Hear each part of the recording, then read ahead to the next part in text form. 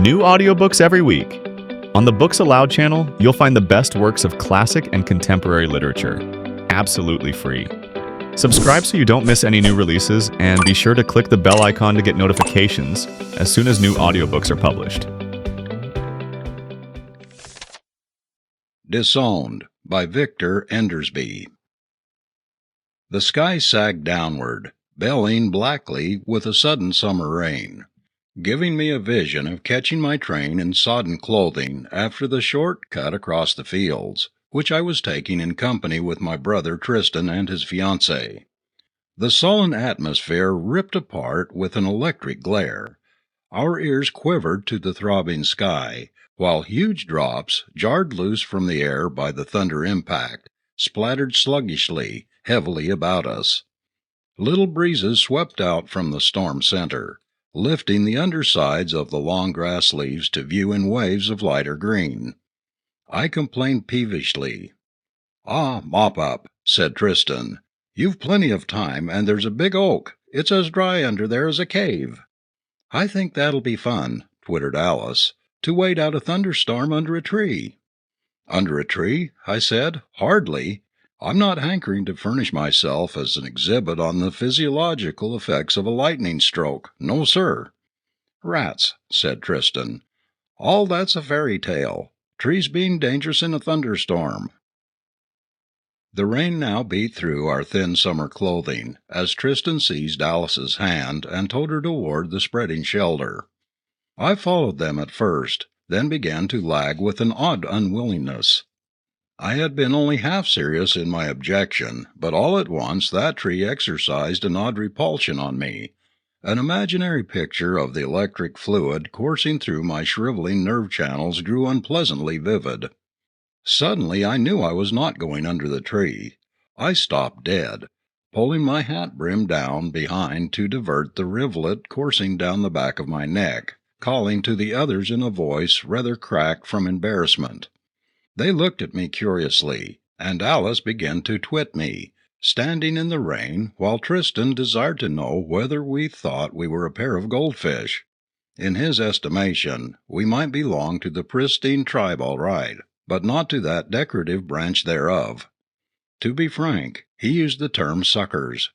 Feeling exceptionally foolish, I planted myself doggedly in the soaking grass as Alice turned to dash for the tree. Then the thing happened, the thing which to this hour makes the fabric of space with its unknown forces seem an insecure and eerie garment for the body of man. Over the slight rise beyond the tree, as the air crackled, roared and shook under the thunder blasts, there appeared an object moving in long, leisurely bounds, drifting before the wind, and touching the ground lightly each time. It was about 18 inches in diameter, globular, glowing with coruscating fires, red, green, and yellow, a thing of unearthly and wholly sinister beauty. Alice poised with one foot half raised and shrieked at Tristan, half terrified, half elated at the sight.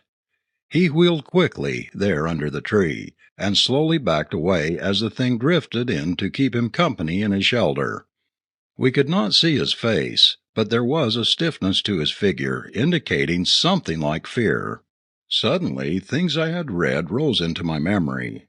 This was one of those objects variously called fireballs, globe lightning, meteors, and the like.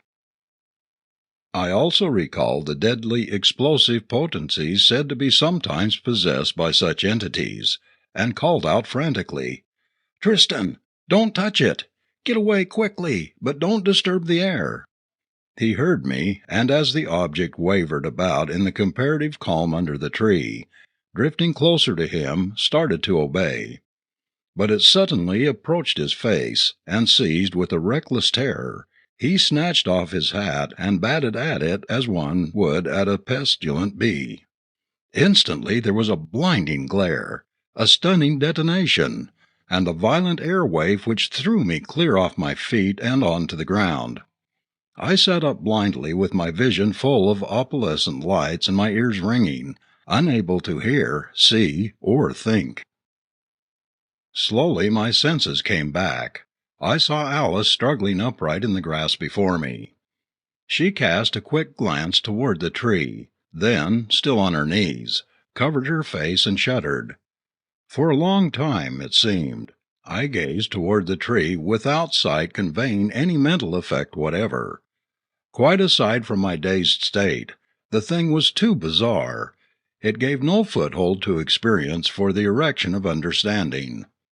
My brother's body lay, or hung, or rested. What term could describe it? With his stomach across the underside of a large limb, a few feet above where he had stood. He was doubled up like a hairpin, his abdomen pressed tightly up against this bough, and his arms, legs, and head extended stiffly, straightly, skyward. Getting my scattered faculties and discordant limbs together, I made my way to the tree, the gruesome thought entering my mind that Tristan's body had been transfixed by some downward-pointing snag as it was blown up against the limb, and that the strange stiffness of his limbs was due to some ghastly, sudden rigor mortis brought on by electric shock. Dazed with horror and grief, I reached up to his clothing and pulled gently, braced for the shock of the falling body. It remained immovable against the bough. A harder tug brought no results either. Gathering up all my courage against the vision of the supposed snag tearing its rough length out of the poor flesh, I leaped up, grasping the body about chest and hips, and hung. It came loose at once, without any tearing resistance such as I had expected, but manifesting a strong elastic pull upward, as though someone were pulling it with a rope. As I dropped back to the ground with it, the upward resistance remained unchanged. Nearly disorganized entirely by this phenomenon, it occurred to me that his belt or some of his clothing was still caught, and I jerked sideways to pull it loose. It did not loosen, but I found myself suddenly out from under the tree, my brother dragging upward from my arms until my toes almost left the ground. And there was obviously no connection between him and the tree, or between him and anything else but myself, for that matter. At this I went weak, my arms relaxed despite my will, and an incredible fact happened. I found the body sliding skyward through my futile grasp. Desperately I caught my hands clasped together about his wrist, this last grip almost lifting me from the earth. His legs and remaining arms streamed fantastically skyward. Through the haze which seemed to be finally drowning my amazed and tortured soul, I knew that my fingers were slipping through one another, and that in another instant my brother would be gone. Gone where? Why and how? There was a sudden shriek, and the impact of a frantic body against mine, as Alice, whom I'd quite forgotten, made a skyward running jump and clasped the arm frantically to her bosom with both her own. With vast relief, I loosened my cramped fingers, only to feel her silken garments begin to slide skyward against my cheek. It was more instinct than sense which made me clutch at her legs. God! Had I not done that? As it was, I held both forms anchored with only a slight pull, waiting dumbly for the next move, quite non-composed by this time, I think. "Quick, Jim!" she shrieked. "Quick, under the tree! I can't hold him long!" Very glad indeed to be told what to do, I obeyed. Under her direction we got the body under a low limb and wedged up against it, where our feet both now on the ground, we balanced it with little effort. Feverishly, once more at her initiative, we took off our belts and strapped it firmly, whereupon we collapsed in one another's arms, shuddering beneath it. The blasé reader may consider that we here manifested the characters of sensitive weaklings. But let him undergo the like. The supernatural, or seemingly so, has always had the power to chill the hottest blood. And here was an invisible horror reaching out of the sky for its prey, without any of the ameliorating trite features which would temper an encounter with the alleged phenomena of Ghostland. For a time we sat under that fatal tree, listening to the dreary drench of rain pouring off the leaves, quivering nerve-shaken to the thunderclaps. Lacking one another, we had gone mad. It was the beginning of a mutual dependence in the face of the unprecedented, which was to grow into something greater during the bizarre days to follow. There was no need of words for each of us to know that the other was struggling frantically for a little rational light on the outer catastrophe in which we were entangled. It never once occurred to us that my brother might still be alive, until a long, shuddering groan sounded above us. In combined horror and joy we sprang up. He was twisting weakly in the belts, muttering deliriously. We unfastened him and pulled him to the ground, where I sat on his knees while she pressed down on his shoulders, and so kept him recumbent, both horrified at the insistent lift of his body under us. She kissed him frantically and stroked his cheeks, I feeling utterly without resource. He grew stronger, muttered wildly, and his eyes opened, staring upward through the tree limbs. He became silent and stiffened, gazing fixedly upward with a horror in his wild blue gaze which chilled our blood. What did he see there? What dire otherworld thing dragging him into the depths of space? Shortly his eyes closed, and he ceased to mutter. I took his legs under my arms. The storm was clearing now, and we set out for home with gruesomely buoyant steps, the insistent pull remaining steady. Would it increase? We gazed upward with terrified eyes, becoming calmer by degree as conditions remained unchanged. "Jim, we can't take him in like this." I stopped. "Why not?" "Oh, because it's too ridiculously awful. I don't know just how to say it. Oh, can't you see it for yourself?" In a dim way, I saw it. No cultured person cares to be made a centre of public interest, unless on grounds of respect. To come walking in this fashion, buoyed balloon-like by the body of this loved one, and before the members of a frivolous, gaping house party, even I could imagine the mingled horror and derision, the hysterics among the women, perhaps. Nor would it stop there. Rumours, and heaven only knows what distortions such rumours might undergo, having their source in the incredible, would range our social circle like wildfire. And the newspapers, for our families are established and known, no, it wouldn't go. I tied Tristan to a stile and called up Jack Briggs, our host, from a neighbouring house, explained briefly that Tristan had met with an accident, asked him to say nothing, and explained where to bring the machine. In 10 minutes he had manoeuvred the heavy sedan across the rough wet fields. And then we had another problem on our hands, to let Jack into what had happened without shocking him into uselessness. It was not until we got him to test Tristan's airy buoyancy with his own hands that we were able to make him understand the real nature of our problem. And after that, his comments remained largely gibberish for some time. However, he was even quicker than we were to see the need for secrecy. He had vivid visions of the political capital which opposing newspapers would make of any such occurrence at his party, and so we arranged a plan, according to which we drove to the back of the house, explained to the curious who rushed out that Tristan had been injured by a stroke of lightning, and rushed the closely wrapped form up to his room, feeling a great relief at having something solid between us and the sky. While Jack went downstairs to dismiss the party as courteously as possible, Alice and I tied my brother to the bed with trunk straps, whereupon the bed and patient plumped lightly but decisively against the ceiling as soon as we removed our weight. While we gazed upward open-mouthed, Jack returned. His faculties were recovering better than ours, probably because his affections were not so involved, and he gave the answer at once. "Ah, hell," he said, "pull the damn bed down and spike it to the floor." This we did. Then we held a short but intense consultation. Whatever else might be the matter, obviously Tristan was suffering severely from shock and, for all we knew, maybe from partial electrocution. So we called up Dr. Grosnoff in the nearest town. Grosnoff, after our brief but disingenuous explanation, threw off the bed covers in a businesslike way, then straightened up grimly. "May I ask," he said with sarcastic politeness, "since when a straitjacket has become first aid for a case of lightning stroke?" "He was delirious," I stammered. "Delirious, my eye! He's as quiet as a lamb, and you've tied him down so tightly that the straps are cutting right into him.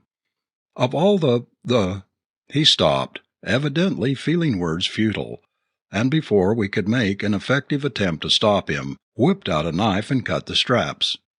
Tristan's unfortunate body instantly crashed against the ceiling, smashing the lathing and plaster, and remaining half embedded in the ruins. A low cry of pain arose from Alice. Dr. Grosnoff staggered to a chair and sat down, his eyes fixed on the ceiling with a steady stare, the odd caricature of a man coolly studying an interesting phenomenon. My brother appeared to be aroused by the shock, struggling about in his embedment, and finally sat up. Up, down, I mean. Then he stood, on the ceiling, and began to walk. His nose had been bruised by the impact, and I noticed with uncomprehending wonder that the blood moved slowly upward over his lip. He saw the window and walked across the ceiling to it upside down. There he pushed the top of the window down and leaned out, gazing up into the sky with some sort of fascination. Instantly he crouched on the ceiling, hiding his eyes, while the house rang with shriek after shriek of mortal terror, speeding the packing of the parting guests. Alice seized my arm, her fingers cutting painfully into the flesh. "Jim," she screamed, "I see it now, don't you? His gravity's all changed around. He weighs up. He thinks the sky's under him." The human mind is so constructed that merely to name a thing oddly smooths its unwonted outlines to the grasp of the mind. The conception of a simple reversal of my brother's weight, I think, saved us all from the padded cell. That made it so commonplace, such an everyday sort of thing, likely to happen to anybody. The ordinary phenomenon of gravitation is no whit more serious, in all truth, than that which we are now witnessing, but we are born to it. Dr. Grosnoff recovered in a manner which showed considerable caliber. "Well," he grunted, "that being the case, we'd best be looking after him. Nervous shock, possible electric shock and electric burns, psychasthenia. That's going to be a long-drawn affair. Bruises, maybe a little concussion, and possibly internal injury. That was equivalent to a 10-foot unbroken fall flat on his stomach, and I'll never forgive myself if— Get me that chair." With infinite care and reassuring words, the big doctor with our help pulled my brother down, the latter frantically begging us not to let him fall again. Holding him securely on the bed and trying to reassure him, Grosnoff said, "Straps and ropes won't do. His whole weight hangs in them. They'll cut him unmercifully. Take a sheet, tie the corners with ropes, and let him lie in that like a hammock." It took many reassurances as to the strength of this arrangement before Tristan was at comparative peace. Dr. Grosnoff effected an examination by slacking off the ropes until Tristan lay a couple of feet clear of the bed, then himself lay on the mattress face up, prodding the patient over. The examination concluded, he informed us that Tristan's symptoms were simply those of a general physical shock, such as would be expected in the case of a man standing close to the center of an explosion, though from our description of the affair, he could not understand how my brother had survived at all. The glimmering of an explanation of this did not come until long afterward. So far as physical condition was concerned, Tristan might expect to recover fully in a matter of weeks. Mentally, the doctor was not so sure. The boy had gone through a terrible experience, and one which was still continuing. Might continue no one knew how long. We were, said the doctor, up against a trick played by the great Sphinx nature, and one which, so far as he knew, had never before taken place in the history of all mankind. "There is faintly taking shape in my mind," he said, "the beginning of a theory as to how it came about. But it is a theory having many ramifications and involving much in several lines of science. with most of which I am but little acquainted. For the present, I have no more to say than that if a theory of causation can be worked out, it will be the first step toward cure. But it may be the only step. Don't build hopes. Looking Alice and me over carefully, he gave us each a nerve sedative and departed, leaving us with the feeling that there was a man of considerable wider learning than might be expected of a small-town doctor. In point of fact, we learned that this was the case. The specialist has been described as a man who knows more and more about less and less. In Dr. Grosnoff's mind, the less and less outweighed the more and more. Tristan grew stronger physically. Mentally, he was intelligent enough to help us and help himself by keeping his mind as much as possible off his condition, sometimes by sheer force of will. Meantime, Dr. Grosnoff, realizing that his patient could not be kept forever tied in bed, had assisted me in preparing for his permanent care at home. The device was simple. We had just taken his room, remodeled the ceiling as a floor, and fitted it with furniture upside down. Most of the problems involved in this were fairly simple. The matter of a bath rather stumped us for a while, until we hit upon a shower. The jets came up from under Tristan's feet, from the point of view of his perception. He told us that one of the strangest of all his experiences was to see the wastewater swirl about in the pan over his head, and being sucked up the drain as though drawn by some mysterious magnet. My brother and I shared a flat alone, so there was no servant problem to deal with, but he was going to need care as well as companionship, and I had to earn my living. For Alice, it was a case where the voice of the heart chimed with that of necessity, and I was best man at perhaps the weirdest marriage ceremony which ever took place on this earth. Held down in bed with a roped sheet, all betraying signs carefully concealed, Tristan was married to Alice by an unsuspecting dominie who took it all for one of those ordinary, though romantic, sick-bed affairs.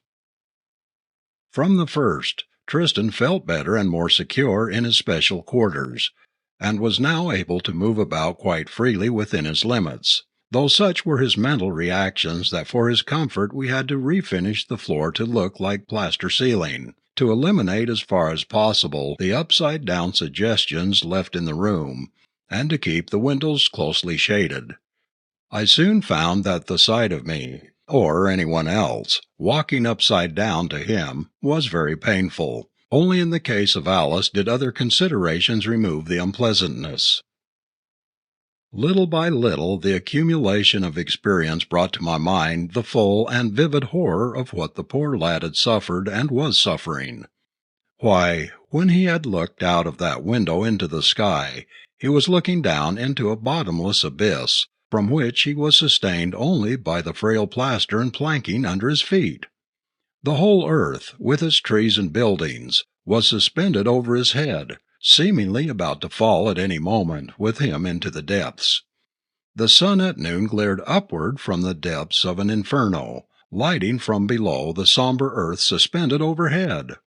Thus the warm comfort of the sun, which has cheered the heart of man from time immemorial, now took on an unearthly, unnatural semblance.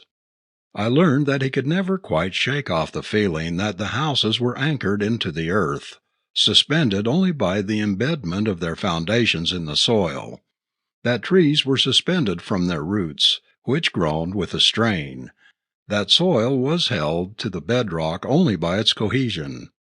He even dreaded lest, during storms, the grip of the muddy soil be loosened, and the fields fall into the blue. It was only when clasped tight in Alice's arms that the horrors wholly left him. All the reasoning we might use on his mind, or that he himself could bring to bear on it, was useless. We found that the sense of up and down is ineradicably fixed by the balancing apparatus of the body. Meanwhile, his psychology was undergoing strange alterations. The more I came to appreciate the actual conditions he was living under, the more apparent it seemed to me that he must have a cast-iron mental stamina to maintain sanity at all. But he not only did that, he began to recover normal strength, and to be irked unbearably by his constant confinement. So it came about that he began to venture a little at time to time from his room, wandering about on the ceiling of the rest of the house. However, he could not yet look out of windows, but sidled up to them with averted face to draw any blinds that were up. As he grew increasingly restless, we all felt more and more that the thing could not continue as it was. Some way out must be found. We had many a talk with Grosnoff, at last inducing him to speak about the still half-formed theory which he had dimly conceived at the first. "For many decades," he said, "there have been a few who regarded the close analogies between magnetism and gravitational action as symptomatic of a concealed identity between them. Einstein's field theory practically proves it on the mathematical side. Now it is obvious that if gravitation is a form of magnetism, and if so, it belongs to another plane of magnetic forces than that which we know and use, then the objects on a planet must have the opposite polarity from that of the planet itself. Since the globe is itself a magnet, with a positive and negative pole, its attraction power is not that of a magnet on any plane, because then the human race would be divided into two species, each polarized in the opposite to its own pole. When an individual of either race reached the equator, he would become weightless, and when he crossed it, would be repelled into space." "Lord," I said, "there would be a plot for one of your science fiction writers." "I can present you with another," said Dr. Grosnoff. "How do we know whether another planet would have the opposite sign to our own bodies?" "Well," I chuckled, "they'll find that out soon enough when the first interplanetary expedition tries to land on one of 'em." "Humph," grunted the medico, "that'll be the least of their troubles." "But you said the polarity couldn't be that of a magnet. Then what?" "Don't you remember the common pith ball of your high school physics days? An accumulation of positive electricity repels an accumulation of the negative. If indeed we can correctly use accumulation for negativity, and it is my idea that the earth is the container of a gigantic accumulation of this or hyperelectricity, which we are postulating, and our bodies contain a charge of the opposite sign." "But, doctor, the retention of a charge of static electricity by a body in the presence of one of the opposite sign requires insulation of the containing bodies. For instance, lightning is a breaking down of the air insulation between the ground and a cloud. In our case we are constantly in contact with the earth, and the charges would equalize." "Please bear in mind, Jim, that we are not talking about electricity as now handled by man, but about some form of it yet hypothetical. We don't know what kind of insulation it would require. We may be constitutionally insulated." "And you think the fireball broke down that insulation by the shock to Tristan's system?" I asked. The logic of the thing was shaping up hazily, but unmistakably. "But then, why don't we frequently see people kiting off the earth as the result of explosions?" "How do you know they haven't? Don't we have plenty of mysterious disappearances as the result of explosions, and particularly strangely large numbers of missing in a major war?" My blood chilled. The world was beginning to seem a pretty awful place. Grosnoff saw my disturbance and placed a reassuring hand on my shoulder. "I'm afraid," he said, smiling, "that I rather yielded to the temptation to get a rise out of you. That suggestion might be unpleasantly true under special circumstances. But I particularly have an eye out for the special capacities of that weird and rare phenomenon, the fireball. It isn't impossible that the energy of the fireball went into the repolarization rather than into a destructive concussion, hence Tristan's escape." "You mean its effect is quantitatively different from that of any other explosion?" "It may be so. It is known to be an electric conglomeration of some kind, but that's all." Meantime circumstances weren't going well with us. The financial burden of Tristan's support, added to the strain of the situation, was becoming overwhelming. Tristan knew this and felt it keenly. This brought him to a momentous decision.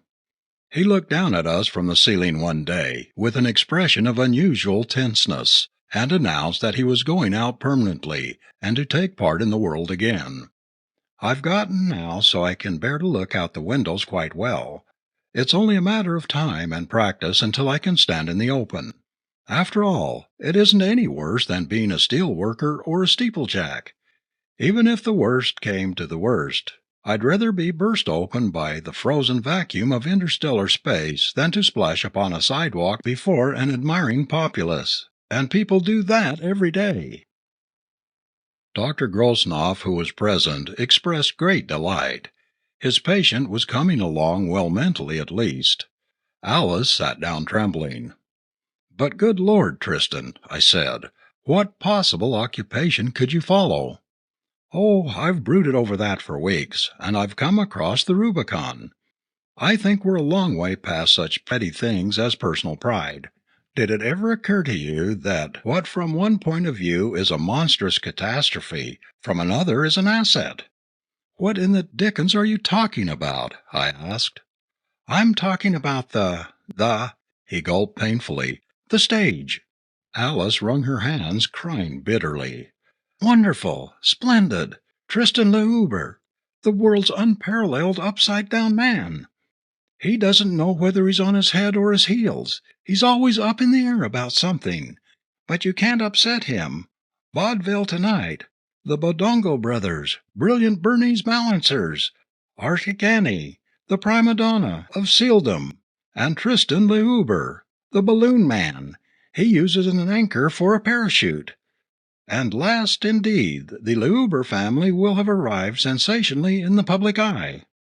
There are," Alice raved, 2 billion people on the earth today, counting 3 generations per century. There have been about 12 billion of us in the last 200 years, and out of all those, and all the millions and billions before that, we had to be picked for this loathsome cosmic joke. Just little us, for all that distinction. Why, oh why? If our romance had to be spoiled by a tragedy smeared across the billboards of notoriety, why couldn't it have been in some decent, human sort of way? Why this ghastly absurdity?" "From time immemorial," said Grosnoff, "there have been men who sought to excite the admiration of their fellows, to get themselves worshipped, to dominate, to collect perquisites, by developing some wonderful personal power or another. From Icarus on down, levitation or its equivalent has been a favorite. The ecstatics of medieval times, the Hindu yogis, even the daydreaming schoolboy, have had visions of floating in air before the astounding multitudes by a mere act of will. The frequency of flying dreams may indicate such a thing as a possibility in nature. Tradition says many have accomplished it. If so, it was by a reversal of polarity through an act of will. Those who did it, yogis, believed in successive lives on earth. If they were right about the one, why not the other? Suppose one who had developed that power of will carried it to another birth, where it lay dormant in the subconscious until set off uncontrolled by some special shock." Alice paled. "Then Tristan might have been—" "He might. Then again, maybe my brain is addled by this thing. In any case, the moral is, don't monkey with nature. She's particular." Tristan's vaudeville scheme was not as easily realized as said. The first manager to whom we applied was stubbornly skeptical in spite of Tristan's appearance standing upside down in stilts heavily weighted at the ground ends, and even after his resistance was broken down in a manner which left him gasping and a little woozy, began to reason unfavorably in a hard-headed way. Audiences, he explained, were off levitation acts. Too old. No matter what you did, they'd lay it to concealed wires and yawn. Even if you called a committee from the audience, the committee itself would merely be sore at not being able to solve the trick. The audience would consider the committee a fake or merely dumb. And all that would take too much time for an act of that kind. "Oh, yeah, I know. It's got me going all right. but I can't think like me about this sort of thing. I got to think like the audience does, or go out of business." After which solid but unprofitable lesson in psychology, we dropped the last vestige of pride and tried a circus sideshow, but the results were similar. "Nah, the rubes don't wear celluloid collars anymore. You can't slip wire tricks over on 'em. But he can do this in a big topless tent, or even out in an open field if you like. Nope, steel rods run up the middle of a rope has been done before." "Steel rods on a rope which the people see uncoiled from the ground in front of their eyes?" "Well, they'd think of something else then. I'm telling you, it won't go. Sure, people like to be fooled, but they want it to be done right." "Yes," I sneered, "and a hell of a lot of people have fooled themselves right about this matter too." He looked at me curiously. "Say, have you really got something up your sleeve?" "You'd be surprised." Thus he grudgingly gave us a chance for a tryout, and he was surprised indeed. But on thinking it over, he decided like the vaudeville man. "Listen," Tristan said suddenly in a voice of desperation. "I'll do a parachute jump into the sky and land on an airplane." "Tristan!" shrieked Alice in horror. The circus man nearly lost his cigar, then bit it in two. "Say, what the— I'll call that right now. I'll get you the plane and shoot if you'll put up a deposit to cover the cost. If you do that, we'll have the best money in the tents. If you don't, I keep the money." "If I don't," said Tristan distinctly, "I'll have not the slightest need for the money." But the airplane idea was out. We could think of no way for him to make the landing on such a swiftly moving vehicle. Again Alice solved it. "If you absolutely must break my heart and put me in a sanitarium," she sobbed, "get a blimp." Of course, and that's what we did, on the first attempt coming unpleasantly close to doing just that to Alice. The blimp captain was obviously skeptical, and betrayed signs of a peeve at having his machine hired for a hoax, but money was money, and he agreed to obey our instructions meticulously. His tone was perfunctory, however, despite my desperate attempts to impress him with the seriousness of the matter, and that nonchalance of his came near to having dire consequences. The captain was supplied with a sort of boat-hook with instructions to steer his course to reach the parachute ropes as it passed him on its upward flight.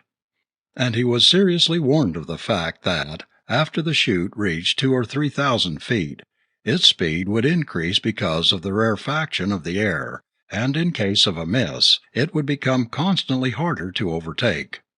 These directions he received with a scornful half-smile. Obviously, he never expected to see the chute open. We got all set, the blimp circling overhead, Tristan upside down in his seat suspended skyward, a desperately grim look on his face, and Alice almost in collapse. We were all spared the agony of several hundred feet of unbroken fall.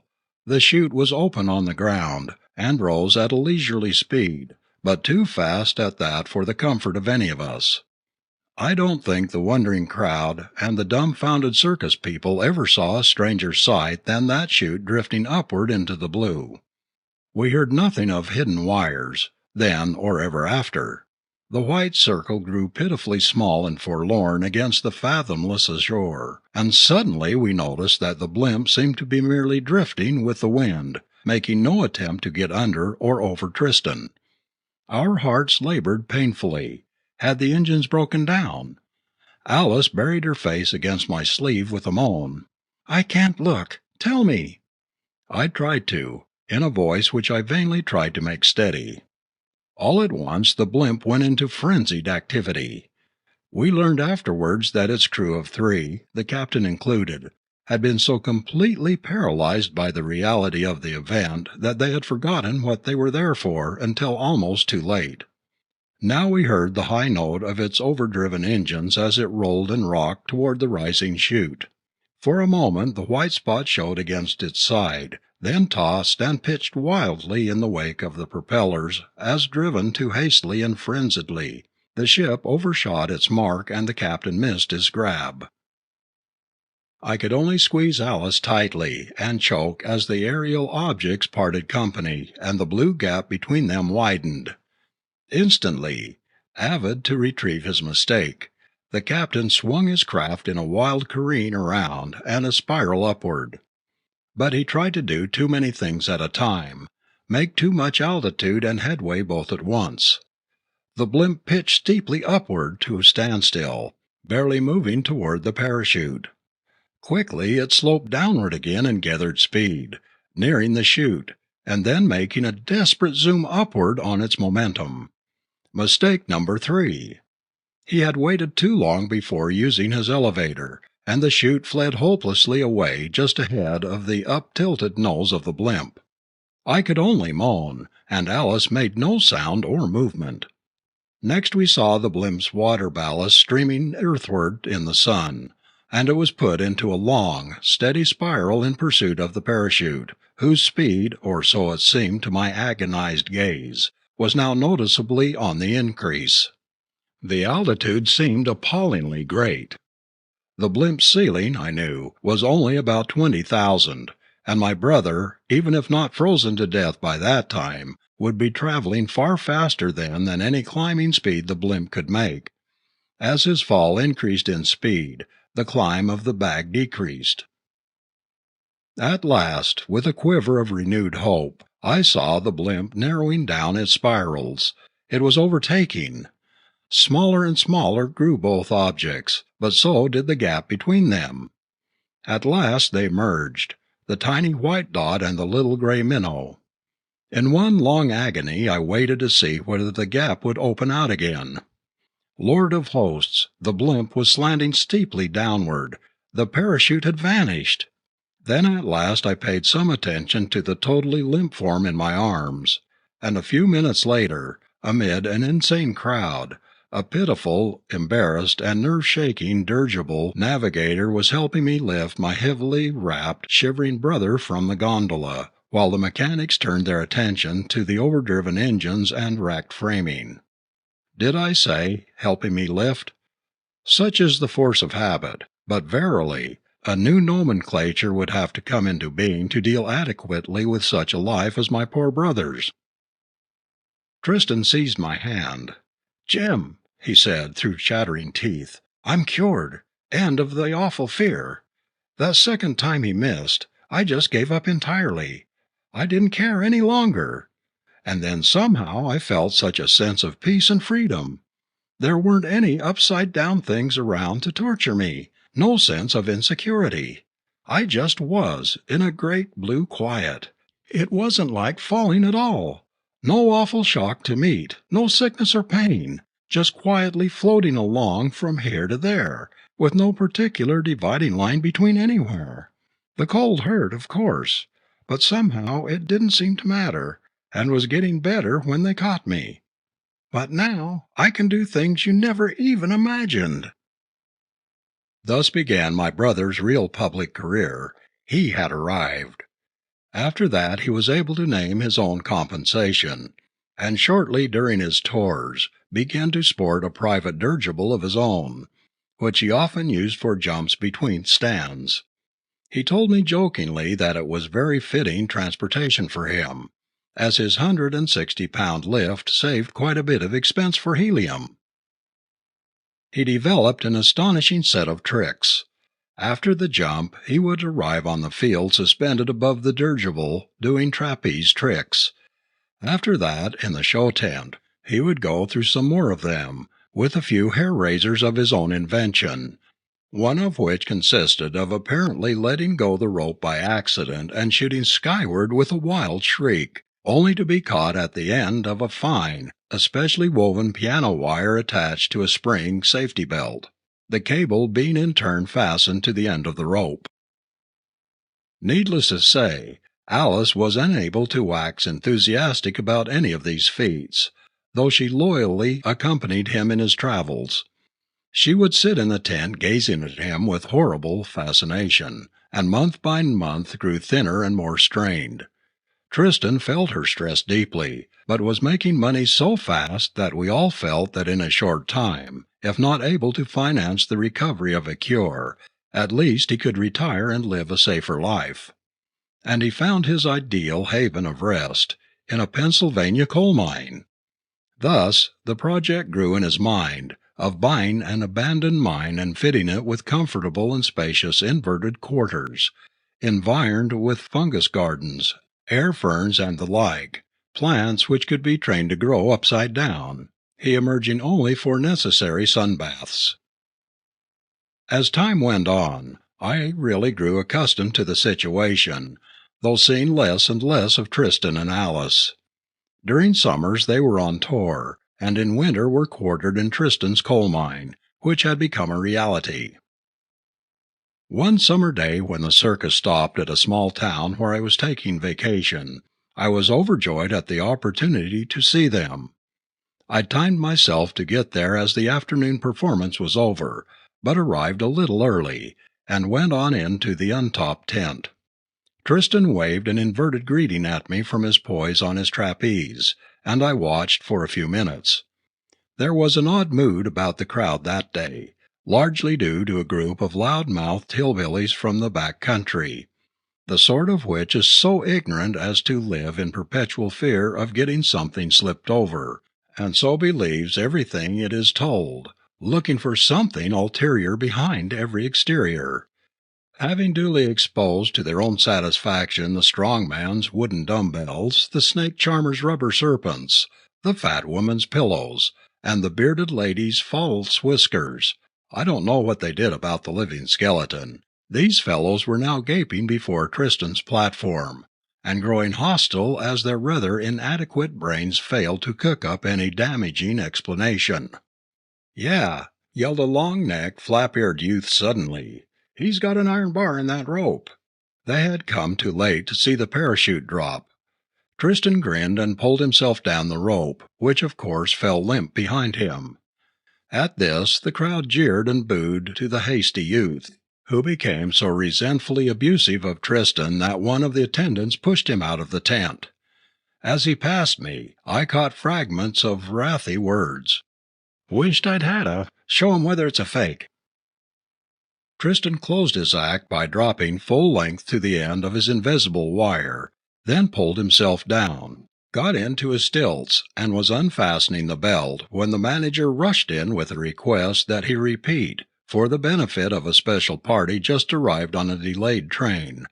"Go on and look at the animals, old man," Tristan called to me. "I'll be with you in about half an hour."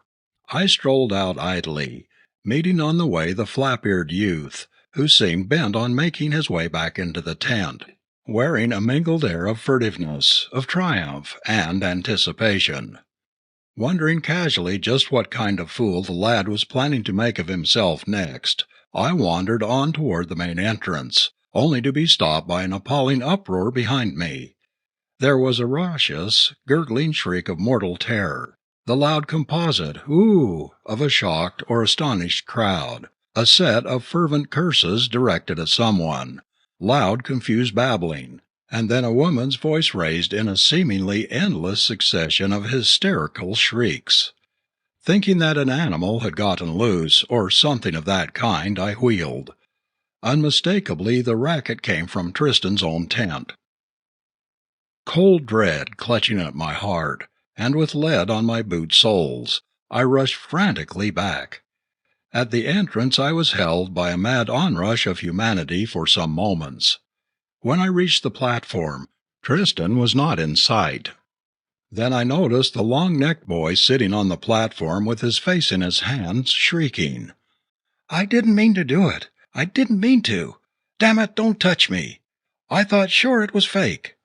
I saw a new, glittering jackknife lying on the platform beside the limp, foot-long stub of Tristan's rope.